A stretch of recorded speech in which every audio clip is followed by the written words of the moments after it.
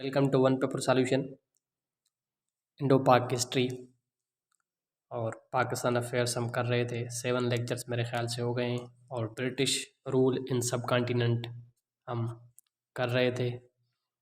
यहाँ तक हम पहुँचे थे। आगे चलते हैं। ड्यूरिंग द वाइसरॉयलिटी ऑफ या whose viceroyalty Queen Victoria was crowned with केसर हिंद। कैसर ईरान के बादशाह को कहते थे, उसका एक टाइटल था, तो इसको यहाँ पे कैसर हिंद का टाइटल दिया गया था। किसको? क्वीन विक्टोरिया को। उस वक्त वाइसराय कौन था? During viceroyalty of Lord Liton.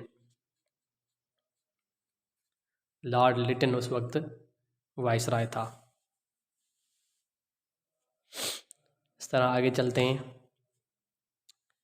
George V visited India during the viceroyalty of Lord Hardinge. Lord Hardinge. George V was crowned king. King George V इसको कहते हैं। वो क्वीन विक्टोरिया, ये किंग जॉर्ज V। इसी तरह आगे आते हैं। फिर एक इम्पॉर्टेंट टॉपिक है doctrine of lapse. Doctrine of lapse was introduced by Lord डलहाउस। Lord DLHOUISE Lord Dalhousie in 1848।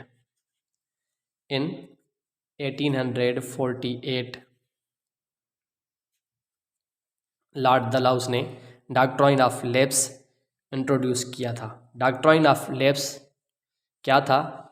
ये था under which adoption of son by rulers in the absence of their natural heirs was banned. कि जिस भी राजा या महाराजा का वारिस बेटा नहीं है, उसको ब्रिटिश क्राउन या ब्रिटिश सब कॉन्टिनेंट में जो रूल कर रहे थे वो उसको एनेक्स कर रहे थे, उसको अपनी तहवील में ले रहे थे। इसको डॉक्ट्राइन ऑफ लैप्स कहते हैं। इससे बहुत ज़्यादा इन्होंने छोटी छोटी स्टेट्स जो हैं वो वो की थी, एनेक्स की थी, जिसमें मेन जो बड़ी बड़ी थी 3, उनके नाम आ जाते हैं आगे।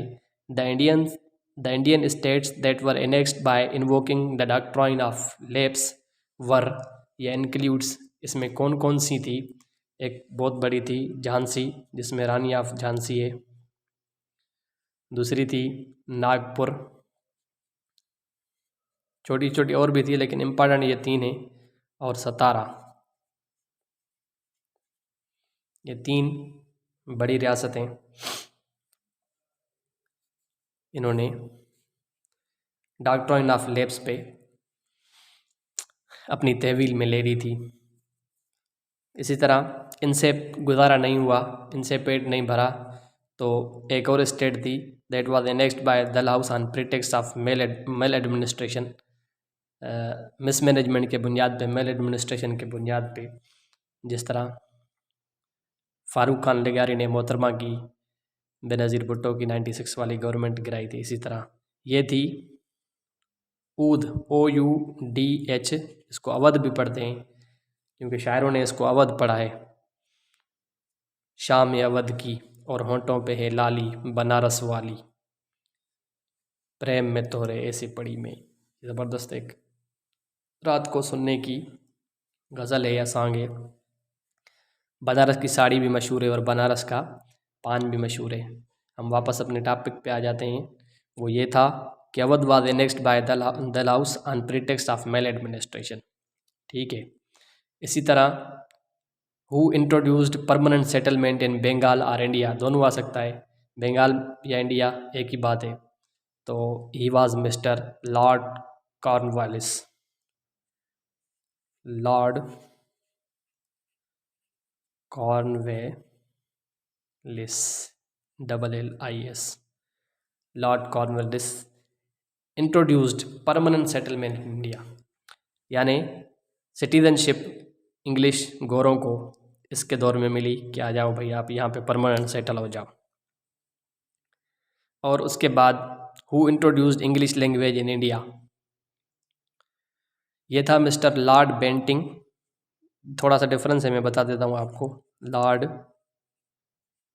बेंटिंग, लॉर्ड बेंटिंग ने क्या किया कि ऐसे समझो कि हिम्मत अफजाई की इंग्लिश की यहाँ पे इंडिया में, इंग्लिश लैंग्वेज की, और कुछ ऐसा काम नहीं किया, बस उसने ही इंट्रोड्यूस्ड या ही initiated English language in India. जितने भी उनसे काम करते थे उनकी ऑफिसेज में या उनके साथ, तो उन सबको कहा कि आप इंग्लिश सीखें, इससे आपको आसानी होगी।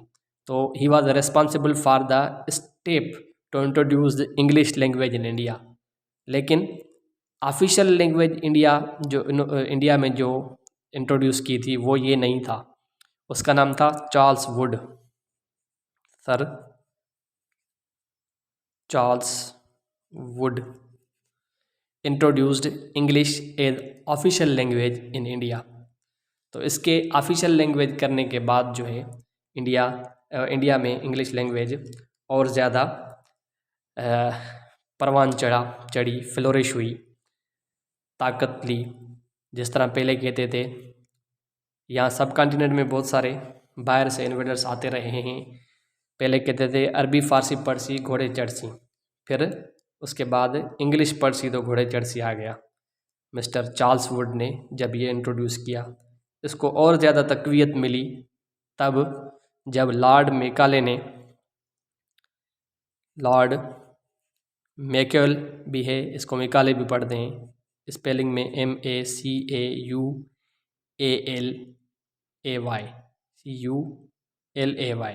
Macaulay introduced English. थोड़ी सी लाइटिंग मेरे ख्याल से चेंज करता हूँ मैं इसकी डायरेक्शन यहाँ पे, या इसको पर यहाँ पे रख देते हैं। आई थिंक अब कुछ सही है, या इसको और भी चेंज करके देखते हैं।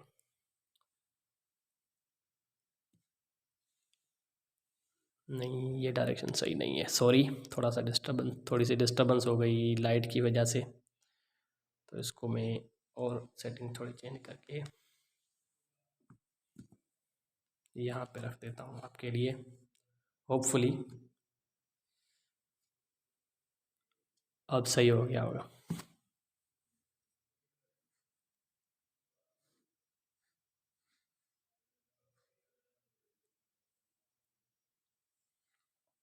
ठीक है, सॉरी फॉर द डिस्टर्बेंस। आ जाते हैं वापस।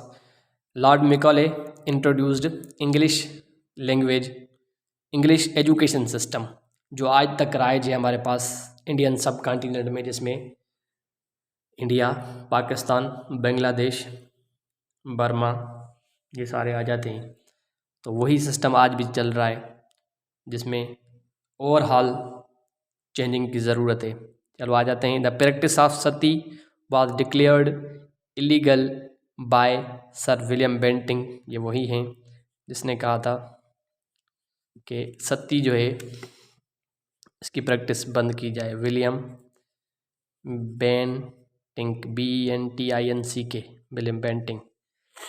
हिस्टोरिकली एक चीज़ देखी गई है, ये एक आप क्वेश्चन तो नहीं आएगा, अब टॉपिक आ गया है तो मैं थोड़ा सा बता देता हूँ आपको कि इंग्लिश ने ये कोशिश की थी, ब्रिटिश ने, कि दो चीज़ें आपके लिए प्रोहिबिटेड हैं, फिर आपका रूल एलांगेट कर सकते हैं, अपने रूल को बढ़ावा दे सकते हैं। कौन सी दो चीज़ें? एक, don't touch religious of the people, don't touch their customs and, जिसको हम रवाज कहते हैं, कस्टम और कल्चर एंड कस्टम, उनको टच ना करें, फिर आप रूल अपना कर सकते हैं। लेकिन सती की जो थी वो बिल्कुल ही गलत थी। जाहिर सी बात है, क्या करते थे हिंदू कि जो बंदा मर जाता था तो उसकी बीवी जो होती थी उसको भी उसके साथ जला देते थे, वो जिंदा को जला देते थे, इसको सती कहते हैं। ठीक है, आगे चलते हैं। Who allowed the Indians to participate in government, who नहीं होगा, विच एक्ट होगा। Which act allowed the Indians to participate in government, it was act of 1861। Act 1861 for the first time allowed in Indians to participate in government। इसी तरह फिर who was the first main या which was the first main British act regarding East India Company, it was regulating act। ये एक regulating act British parliament ने पास किया था, regulating act, जिसके तहत ईस्ट इंडिया कंपनी को ऑपरेट किया जाएगा। ईस्ट इंडिया कंपनी किस तरह इंडिया में ऑपरेट करेगी। It was an act passed by British parliament, Regulating act.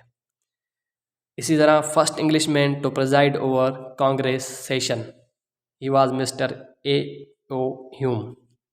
हमारा अलग से टॉपिक है formation of Muslim League and Indian National Congress, और बहुत सारा इस तरह के जो टॉपिक्स हैं वो हम करेंगे इसमें पाकिस्तान मूवमेंट में। ठीक है, पाकिस्तान मूवमेंट हमारा टॉपिक है। 2-3 इम्पॉर्टेंट चीज़ें हैं हमारे पास अभी, एक पाकिस्तान मूवमेंट हो गया और दूसरा इम्पॉर्टेंट है हमारे पास रिलीजियस इंस्टीट्यूशंस, और उसके अलावा एक बहुत इम्पॉर्टेंट जो मैं समझ रहा हूँ वो है मैथ। काफ़ी स्टूडेंट्स बोल रहे हैं, अभी हम देखते हैं कि स्टूडेंट्स की डिमांड को देखते हुए कि पाकिस्तान मूवमेंट पहले करेंगे या मैथ पहले करनी है, क्योंकि अभी IBA 5 to 15 की टेस्ट भी हैं और FPSC की भी कुछ टेस्ट होने वाले हैं, तो शायद मैथ हम पहले कर लें। देखते हैं, नेक्स्ट लेक्चर में मिलते हैं हम स्टूडेंट्स की डिमांड के साथ। थैंक यू, अल्लाह हाफिज़।